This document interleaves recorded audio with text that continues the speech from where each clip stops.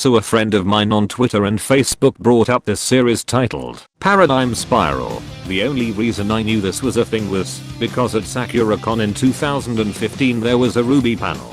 As this panel was ending, one of the guys who hosted it showed this series of his off. He only showed the first video, and I noticed the obvious self-insert from how the main character looked exactly like the guy directing it. Needless to say, because of my shit taste back a couple years ago, when it came to whether or not shows were good, I thought it was interesting, and might become its own thing. Immediately after the convention, I completely forgot about it. Back to the present, my friend showed me a screen cap of what looked like Yang's gauntlet, to which I asked for source, so I could see just how awful this bootleg equivalent was. And my god, I couldn't believe there was something just as awful as Krenexia and the 8 Seals. Mana? The goddess of energy. She's a goddess. We don't know how she'll react. Now making not one, but two, anime-esque things with worse writing than RWBY. Something I did not think was humanly possible. Krenexia and the 8 Seals and Paradigm Spiral are so awful that they make the perfect material for YouTube poops. Though making one for Paradigm Spiral would probably take the same amount of time it would take me to release the 3rd episode of RWBY is broken, with a fight scene riddled with so many errors and continuity mistakes that it makes the previous 2 videos look like flawless masterpieces. Back to Paradigm Spiral, the whole thing was done as a Kickstarter project by the weirdo director guy. He wanted $150,000 total to create the first pilot episode split into 3 parts, and the character shorts are varying degrees of awfulness. The characters are all generic and boring tropes done to death a billion times beforehand. The main character as mentioned earlier is a self-insert by the writer-director. The only okay character is the redhead, while the rest are just hot trash. Especially the blonde guy. His armor that he made can supposedly change into anything, even any element. No, I'm not exaggerating. The guy literally says, quote, "You see this armor? I can turn it into any element or combination I want. Oxygen, water, tungsten.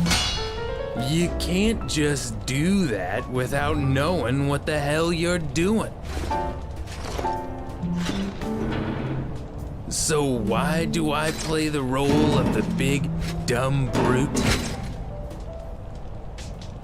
Because I gotta say, it's pretty damn fun." He's basically a god tier, so thanks to shit character design and OP-ness, and his facial expression in this short is something I'd probably find in an SFM video. The green cat girl stole Yang's gauntlets, and I only realized the blue and black haired character was a lady after watching her character short. Yes, Tumblr, I assumed her gender.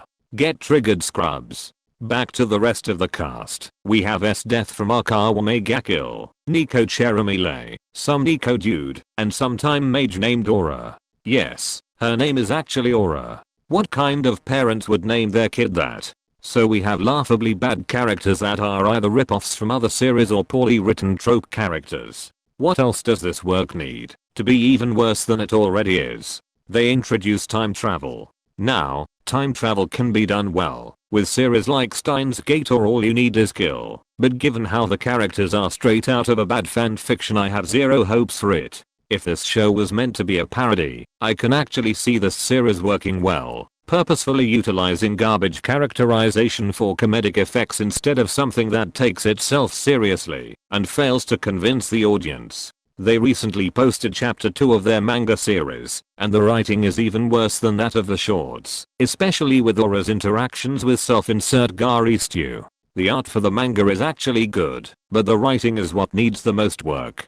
Paradigm Spiral also has a YouTube channel, but their channel is now unlisted and is completely blank save for the discussion page. It's a sad sight. In summary, a poorly drawn series with an amazing script will be well received, while an amazingly drawn series with a shitty script will get slammed by critics. Your money is better spent on other projects that know what they're doing and how to handle their budget. The Paradigm Spiral project seems to have focused almost all its earnings towards hiring the voice actors, which to me is ridiculous, because that money could have been spent on getting someone who is actually good at writing, or spent on improving the potato animation.